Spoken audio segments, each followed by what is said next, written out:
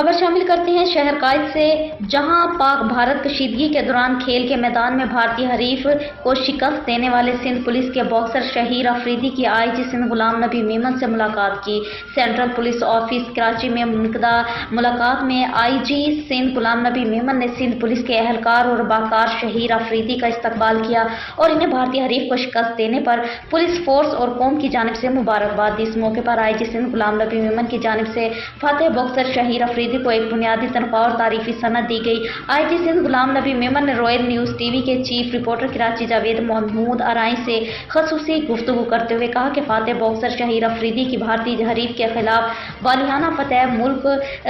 सरहदों पर भारतीय अज़ाइम को नापाक फौज की जानिब से खाक में मिलाए जाने की कोशिश को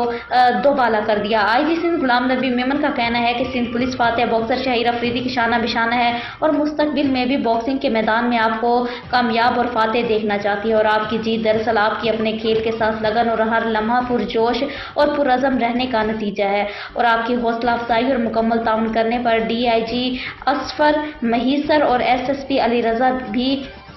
तारीफ के मुस्तहिक हैं। आईजी सिंध गुलाम नबी मेमन का कहना है कि सिंध पुलिस ने हमेशा खेल कूद जैसी सेहतमंद सरगर्मियों के फ़रोग़ के लिए काम किया। सिंध पुलिस के बॉक्सर शहीर अफरीदी ने